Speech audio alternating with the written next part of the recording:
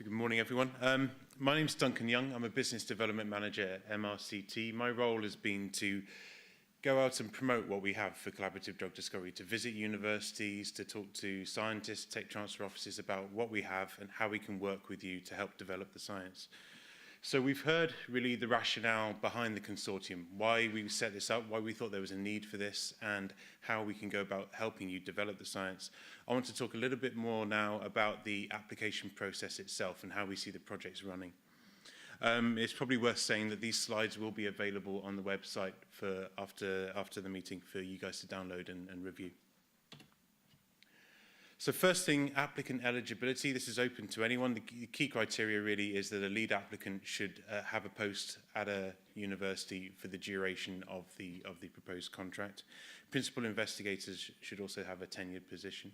If you have any questions about this, you can talk to us and AR UK later. One thing not on here that we have discussed also is eligibility for companies. We're open to perhaps SMEs, spin-out companies that have been set up that are still looking to explore the risky sides of their science, but would benefit from this sort of consortium approach as well. So we're open to that too. Step one in the application process really has to be to talk to us. Feel free to drop us a line, either at the email address, info@dementiaconsortium.org, or the phone line. You'll come through to either myself or one of my colleagues.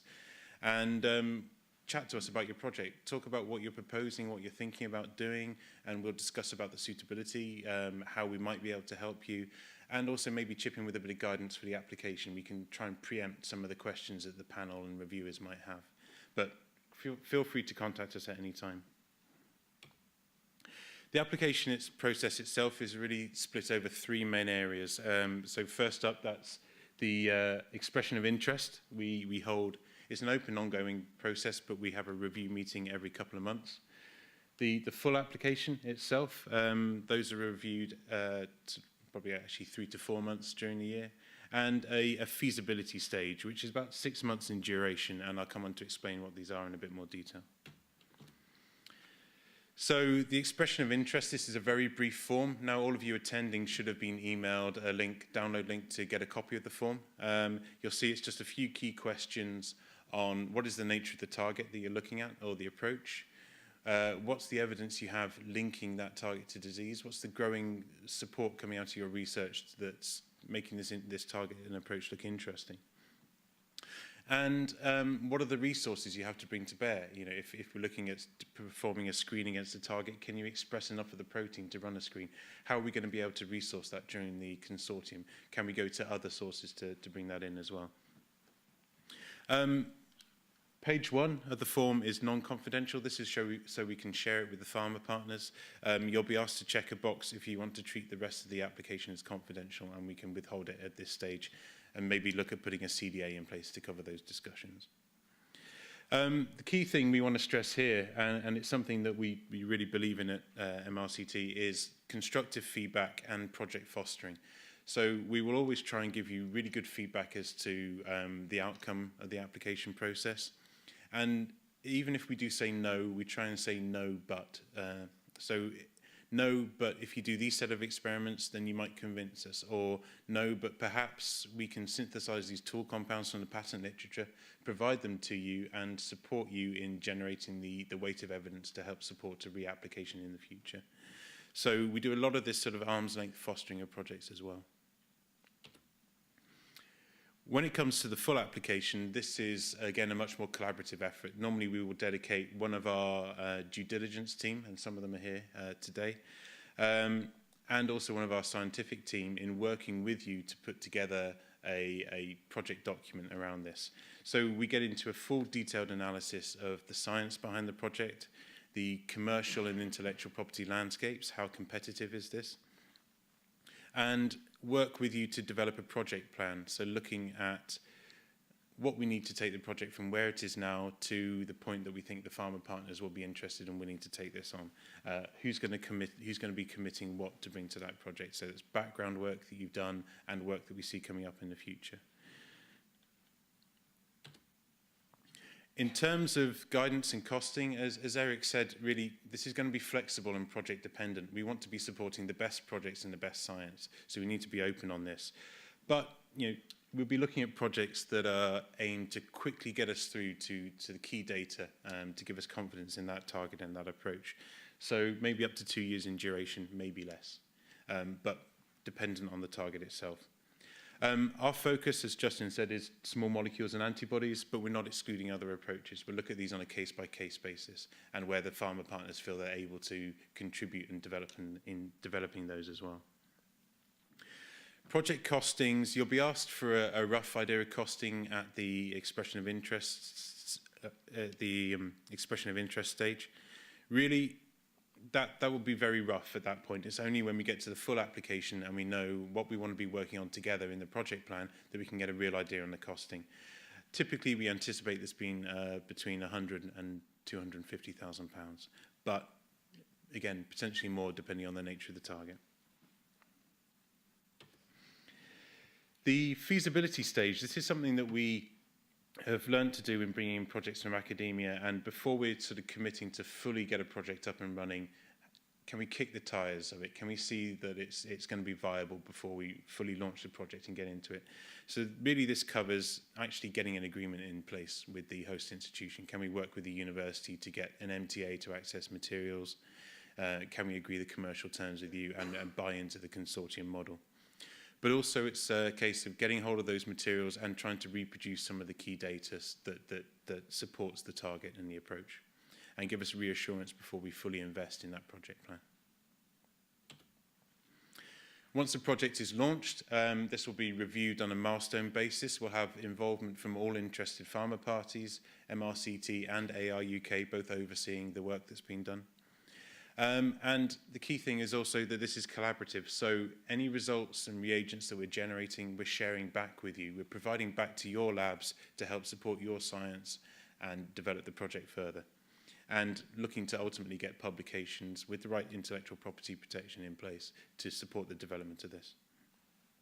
Project management, therefore, will be shared really between the PI themselves and MRCT, us giving the drug discovery oversight on that. Meeting at, it says quarterly update meetings. Often we're in contact by email or phone with you guys much more regularly than that.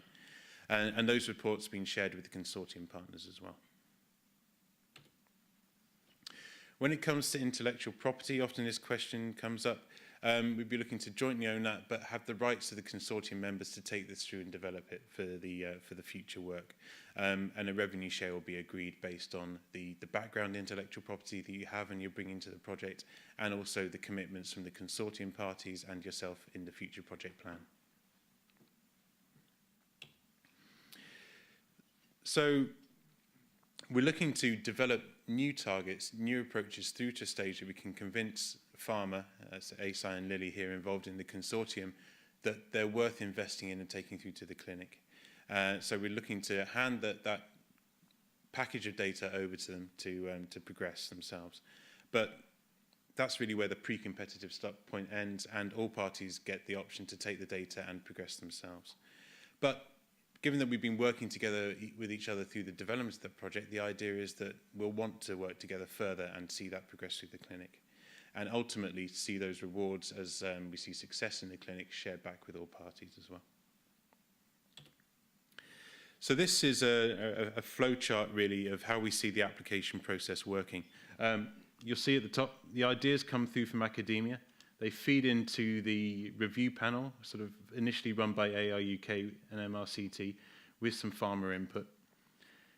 Projects that are successful here will move through to the full confidential proposal. This is the detailed project plan we work on with you guys, and also get assessed by pharma. If at any point the pharma partners don't like the look of the projects, think they may be too risky, but say AR UK or MRCT believe in the approach and want to take the risk in that approach, there is scope for us to look at those outside of the consortium model and find other ways of supporting and developing those with you. So once the full project proposal is approved, we move on to defining the project scope, working out what everyone's going to be doing, and agreeing the budgeting and resourcing, and moving through to the project launch itself. As I said, this touches on the feasibility stage, the initial assessment of the project, giving us confidence before investing. The launching the project itself, looking at target enablement, screening, development of tools to interrogate the target that you're promoting, with regular project reviews. And again, at any point, we may decide that the project has failed and we have to review how we're going to progress that and ultimately maybe go on to a project termination meeting. But ultimately, the goal is to lead through to a tool or a lead declaration where we can offer the results, the reagents, all of the data packages that have been generated through this collaboration to all parties in the consortium and discuss then at that point how best to progress those. And one of the questions we get a lot is what are we expecting to see? What are the approval criteria? So we've come up with a few key points and some examples to run through with you. But really, we see this as a global scheme. We're going to be promoting this overseas in Europe and the US primarily, but also looking to Asia as well, to find the best science and support that to give us the best opportunity at bringing new therapies through to the clinic. But we're looking for promising novel biology. We're looking for academics that have a real desire to engage, not just in the basic science, but in the translation of that to something that's going to make a difference to patients. And also acceptance of the grant terms and conditions associated with the consortium. So possible reasons for failure at the application stage. As I said, this is bearing in mind that we will try and be constructive and may invite you to reapply with some additional work. But key really is to talk to us first, to sound us out for the kind of questions we think the application panel might come up with, the kind of data that they might be expecting to see. We can give you that sort of initial feedback. There's questions about what is early stage science versus really early stage. So it really gets into the level of evidence that we're looking to support some of the applications we get. What is the evidence that you've got? Are there other ways that we could be generating this? So knockout mouse, CRISPR, siRNA, other approaches to support modulation of a target that's going to be linked to disease. Another key issue sometimes is the availability of the right models and assays to actually confirm that you're modulating that target in the right way in a complex system. And sometimes this can be a key stumbling block. This has been touched on as well, the druggability of the target. Certain target classes are more druggable than others. It's quite difficult to get a protein nucleic acid or protein-protein interaction modulated. We can explore those, but bear in mind the associated risks with looking at that. Also, activators of enzyme activity are harder to get than inhibitors, so we have to take these into account when we're looking at the approaches. The final angle, which I guess may not come under some of the academic thinking, but is really key for us, is what is the competitive advantage that modulating this target is going to give us over existing approaches, either in development or in the clinic at the moment. So we came up with a few sort of rough examples of the kind of projects that we might see and the kind of questions that we would get back to you with on that basis. Now, a lot of these questions we'd expect to see answered during the progression of a project itself, not necessarily in the application, but they should be borne in mind and they should sort of help shape the structure of the application, really. But I'll quickly run through these key examples. So example number one was really you've come across a D-ubiquitinase enzyme that's implicated in the regulation of aggregate clearance. So inhibiting this may help improve clearance of aggregate from the cell. Now, we know that DUBs are an emerging area as drug targets. There's growing interest, but there's still a slight element of risk in that. So what is the evidence that you have linking modulation of that DUB target to clearance? siRNA, CRISPR, are there polymorphisms in the general public that are associated with an increased incidence or susceptibility to disease? Can you express the DUB itself? Can we actually develop an assay to screen for activity against that target? Where do we get the reagents and resources for that? Do you have a knockout model? Is there one published in the literature? And is that mouse or animal protected against progression of disease? Looking at aggregate clearance itself, does this provide an easier route through to the clinic? Can we look at other indications that are sort of more readily assessed clinically and look at developing it for those first before branching into Alzheimer's, for example? And finally, is there structural information on the target? So if we do a screening process, come up with some hit compounds, we then get a feel for how we can develop those hits and know through the structure of the ligand and the structure of the enzyme itself, how we can progress that into a hit-to-lead program. Finally, second example is amyloid aggregation inhibitors. Maybe you have an in vitro assay looking at sort of protein aggregation, and you're developing compounds that might inhibit the aggregation process. So the questions we have here may be slightly more stringent, like how relevant is the screen that you're doing to the actual disease process? How sort of physiologically relevant is the assay you're looking at to what happens in man? How drug-like are the compounds you're getting that modulate the aggregation? Do you have any feel for a structure-activity relationship? This has been explored a lot of times before. What are you bringing really that's new and provides a key advantage over other people that have explored this area in the past? If we're looking at this as a valid pharmaceutical approach, how much drug are you going to have binding to the target? And are you ever going to be able to reach those levels in the body as well? The third example is around cognition enhancement, and this is really thrown in to show we're not just looking necessarily at the disease pathology modifying aspects of dementia, but also some of the symptomatic side. Cognition enhancement is a key aspect here as well. But maybe an application comes in looking at muscarinic potentiators in cognition enhancement. So again, the question here is really around why is this novel over what has been done before? What's the edge that you have? Now, it may be that you have a new way of modulating a target. You've identified an allosteric binding site that leads to receptor modulation here.